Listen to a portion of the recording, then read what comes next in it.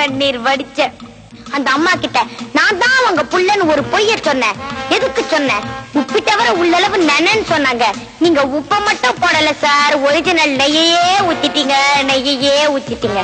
நீங்க ஊத்தின நெய்யுக்காக ஒரு பொய்ய சொன்னேன். நீங்க போட்ட வெண்ணெய்க்காக என்னையே மாத்திக்கிட்டேன். நீங்க ஊத்தின தயிருக்காக என் உயிரையே கொடுக்க நினைச்சேன். அதுக்காக அந்த அம்மாவோட புள்ளையா நடிச்சேன். நடிச்சுக்கிட்டு இருக்கிற சமயத்துல என்ன வந்து புடிச்சிட்டீங்களே சார், இழுத்து போட்டு அடிச்சிட்டீங்களே சார். அடிச்சதும் தான் அடிச்சீங்க, இந்த நெஞ்சில அடிச்சிட்டீங்களே, பாசம் உண்டு அவரை பாகத்துல அடிச்சிட்டீங்களே சார். ஒண்ணு நீங்க உங்க ரூட்ல போனோம், இல்ல ஏன் ரூட்ல போனோம். எப்ப நீங்க என்ன ஏன் ரூட்ல போகலையோ அப்ப எனக்கு இந்த வீட்டுல வேலை இல்ல. நான் போயிட்டு வரேன். என் 3 தெய்வங்களே போயிட்டு வரேன். Good bye. நில்லுடா, பாபு கண்ணா, என்னதான் செய்யணுங்கிற சொல்லு சொல்லு. இப்படித்தான் எங்க அனாதாசிரமத்துல கருப்பு சாமின்னு ஒரு ஆள் இருந்தாரு. அவரோட சொந்தக்கார பொண்ணுக்கு பைத்தியம் முடிச்சு போச்சு. உடனே பக்கத்து ஊர்ல இருக்கிற பத்திரகாளி அம்மன் கோயிலுக்கு கூட்டிட்டு போனோம். உடனே பைத்தியம் தெரிஞ்சு போச்சு.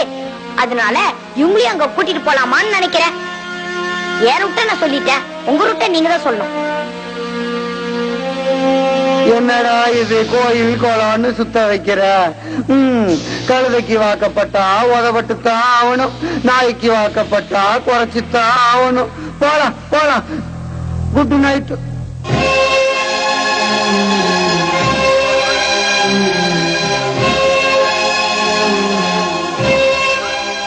என்னாலதானே அவங்க உன்னை போட்டு அடிச்சாங்க. நான் யாரு, நீ யாரு? எனக்காக நீ எவ்வளவு கஷ்டப்படணும்? ஒரு தாய்க்காக ஒரு புள்ள கஷ்டப்படாம வேற யாருக்காகமா கஷ்டப்பட முடியும்? என்னப்பா சொல்ற?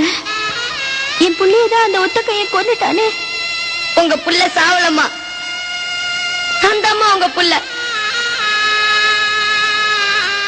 உங்களுக்கு பைத்தியம் தெளிஞ்சிருச்சுன்னு எனக்கு புரியுது. ஆனா நான் தான் உங்க புள்ளன்னு உங்களுக்கு எப்படி புரிய வைக்கிறதுன்னு எனக்கு தெரியலம்மா.